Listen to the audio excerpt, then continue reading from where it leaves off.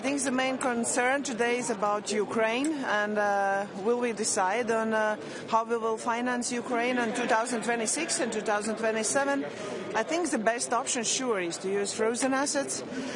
Sure, there are other options as well, but I think it's very important for Europe as well to show determination, and that Europe can decide what we want to do, how we will help Ukraine. So, as well, today will be a discussion about MFF. I know that today there are farmer protests, as well as Latvian farmers are protesting today because they are not satisfied with the Commission's proposal. But I think the Commission has worked hard, so I probably will see them.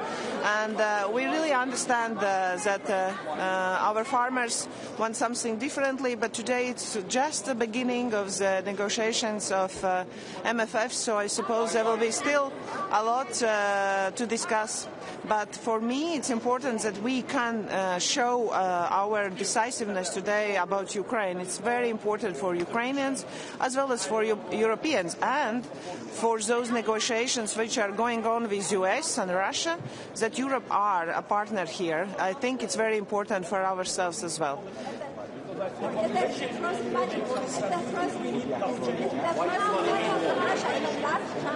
Sorry? The last chance for Ukraine? It's not the last chance for Ukraine, but we really have to find a decision. Frozen assets are not the only one. There could be a loan which could be decided as Europe's overall, but it's needed unanimously to decide. So we don't know. We still don't have Hungary on our part, but I think it's important that we can support Ukraine, because those negotiations for peace are just ongoing, but still there is no peace in the nearest future yet. Is the reversal the only viable option, Prime Minister, and do you think you can convince Belgium? I think frozen assets are not the only option, but it's the best option for two reasons.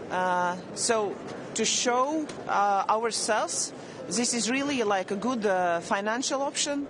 Second, there are so many legal aspects which has been already decided. It will not have an influence on our debts.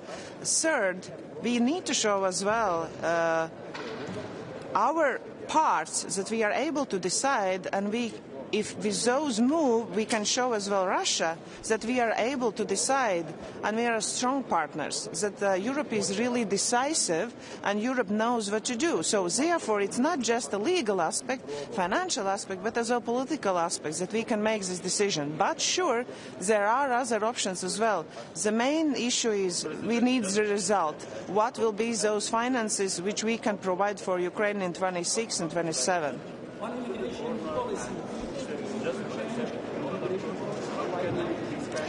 I think yes, as well for Latvia as an eastern border country.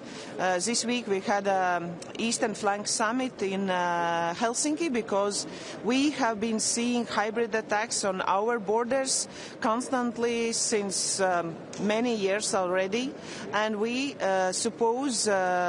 we really think that Europe needs to think differently on migration policy. We really need to defend our own citizens as a first part and as a priority, and we really need a good sending back policy, because now if there are terrorism or there are criminal cases, if we are not able to do anything about those people which are not even citizens of Europe, it's not good, because we really need to find a solution here, because we need to protect our citizens. That's our duty, and therefore I'm very active on that. I'm for changing migration policy, because what we thought is asylum seeker in 1945 is not the same in 2025.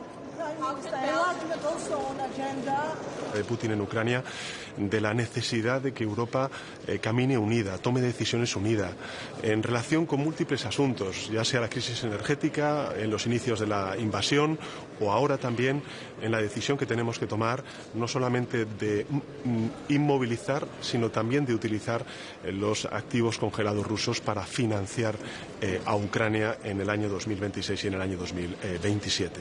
En todo caso, lo que sí que es importante es lo que dijo el presidente.